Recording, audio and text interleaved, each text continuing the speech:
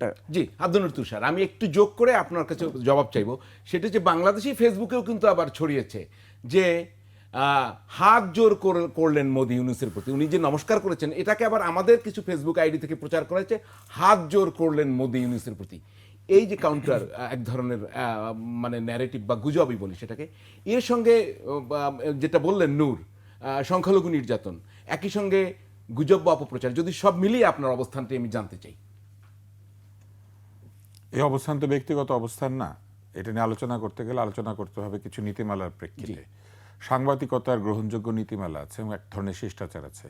আপনি যা ঘটে নাই কখনো বলতে পারবেন না, আপনি যা ঘটেছে সেটা হয়তো আপনি না বলে থাকতে পারেন, অনেক কিছু চিন্তা করে ভিকটিমের কথা চিন্তা করতে পারেন, কে আহত হবেন কে আহত হবেন না এটা চিন্তা করতে পারেন, পলিটিক্যাল কারেক্টনেসের কথা চিন্তা করতে পারেন, ফলে আপনি কোনো সংবাদ পুরোটা পরিবেশন না করতে পারেন, কিন্তু যা ঘটে নাই সেটা বলা মানে মিথ্যা বলা, এবং সেটা সাংবাদিকতা করা যায় না।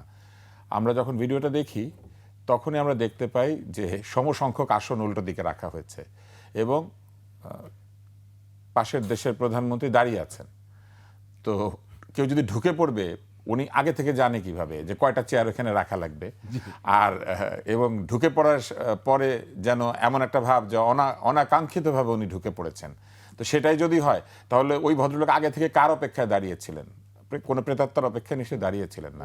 ফলে ভিডিওটা দেখলেই বোঝা যায় যে এই ভিডিও সম্পর্কে যা বলা হয়েছে রিপাবলিক টিভিতে সেটা মিথ্যা, সর্বৈব মিথ্যা, এবং তাদের যে মিথ্যা বলার ট্র্যাক রেকর্ড সেটা এমন একটা অবস্থায় গিয়ে পৌঁছেছে যে রিপাবলিক টিভি কিছুদিন পরে নিজেদের নাম রিপাবলিক টিভি বললে মানুষ বিশ্বাস করবে না, ভাববে মিথ্যা কথা বলছে। ওদের অবস্থা রাখাল ছেলের চেয়েও খারাপ অবস্থায় গিয়ে পৌঁছেছে। তার মধ্যে কিছু উপস্থাপক আছেন, এরা তো উপস্থাপক নামের কলঙ্ক, এদেরকে দেখলেও আমার কাছে অসুবিধা লাগে। আমার কাছে মনে হচ্ছে যে আমরা এদেরকে অতিরিক্ত গুরুত্ব দিয়ে ফেলছি। আপনি যদি ধরেন, আমি বহু বছর দেখেছি যে এফডিসির সামনে একটা লোক আছে, সে লোকজনকে ময়লা ছুঁড়ে দেওয়ার ভয় দেখিয়ে সে টাকা চায়। আমি বহু বছর দেখেছি কিছু মানুষ আছে গুলিস্তানের মোড়ে বিভিন্ন জায়গাতে গাড়ির দিকে ঢিল ছড়ে তারপর টাকা চায়। তো আমরা কি আসলে তাদের কথা মনে রাখি না, তাদের কথা শুনি? তো আমরা কেন এরকম অদ্ভুত একটি টিভি চ্যানেল যেখানে তাদের মানসিক সুস্থতা নিয়ে প্রশ্ন আসে, যে কোনো লোক বুঝবে যে তাদের মানসিক সুস্থতার মানে নিয়ে সংশয় আছে প্রত্যেকের মধ্যে, সেরকম একটা টেলিভিশনে আমরা কেন আলাপ করছি গণমাধ্যমে, আমি এটাই বুঝি না।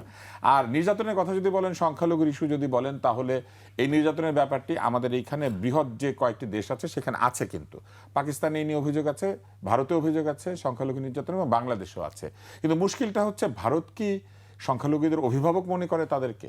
তারা কি মনে করে যে এই অঞ্চলে যত সনাতন ধর্মাবলম্বী আছেন তারা সবাই মনের মধ্যে ভারতকে লালন করেন? এই ধারণাটাই তো একটা অদ্ভুত ধারণা। এবং ভারত যে তাদের নিজেদেরকে মুরব্বী ভাবে, এই মুরব্বী যদি ভাবে তাহলে কি বাংলাদেশ কালকে ভারতের মুসলমানদের মুরব্বী হিসেবে নিজেকে মনে করবে?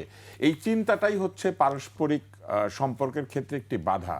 আমরা যে কোনো সময় যে কোনো দেশ যখন একে অন্যের সঙ্গে কথাবার্তা বলবে, তখন তারা কথা বলবে আন্তর্জাতিক রীতিনীতি এবং আইনের উপর ভিত্তি করে। যে কোনো অত্যাচারই অত্যাচার, যে কোনো নির্যাতনই নির্যাতন, সেটি মুসলিমের উপর হলেও নির্যাতন, সেটি সনাতন ধর্মাবলম্বীদের উপর হলেও নির্যাতন, সেটি যাদের ধর্ম নাই তাদের উপরে নির্যাতন করলেও নির্যাতন, কারণ একজন নাগরিক নির্যাতিত হচ্ছে।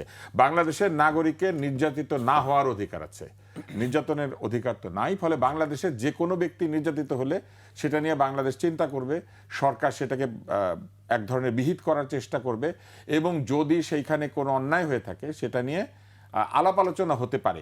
কিন্তু শুধুমাত্র একটি বিশেষ সংখ্যালঘু সম্প্রদায়, তাদেরকে নিয়ে ভারতের যে প্রবল এক ধরনের মাথা ব্যথা, নিজেদেরকে মনে করা যে তারাই এই অঞ্চলের অভিভাবক, এই বড় ভাই সুলভ মোড়লের কারণে আজকে এরকম একটা অবস্থা